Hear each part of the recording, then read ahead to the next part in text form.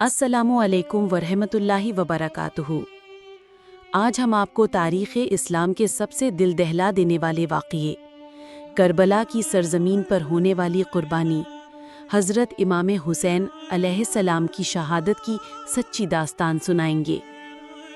سن 60 ہجری جب یزید خلافت پر قابض ہوا تو اس نے امام حسین علیہ السلام سے بیعت کا مطالبہ کیا، مگر امام نے 2 ٹوک جواب دیا۔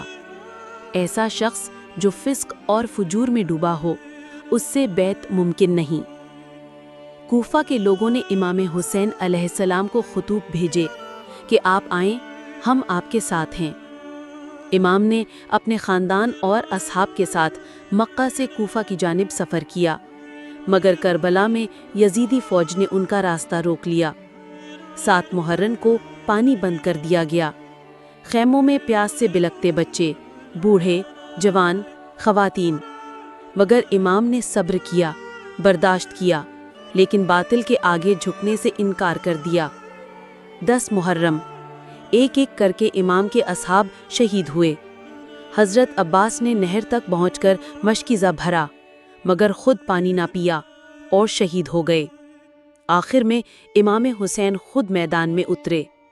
جوان بیٹے علی اکبر، ننھے علی اصغر سب قربان ہو چکے تھے۔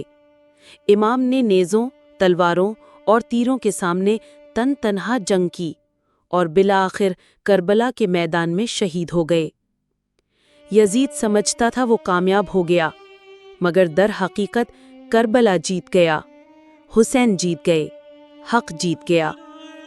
ناظرین، کربلا کا سبق آج بھی زندہ ہے، ظلم کے خلاف ڈٹ جانا اور حق کے لیے مر مٹنا۔ امام حسین علیہ السلام نے اپنی جان دے کر ظلم، ناانصافی اور فاسق حکمران کے خلاف آواز بلند کی۔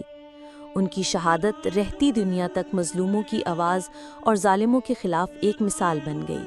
کربلا ہمیں یہ سکھاتا ہے کہ حق و سچائی کے لیے قربانی دینا افضل ہے۔ دنیاوی طاقت کے سامنے سر نہ جھکانا اور دین کو بچانے کے لیے جان کی قربانی دینا امام حسین علیہ السلام کی عظیم سنت ہے۔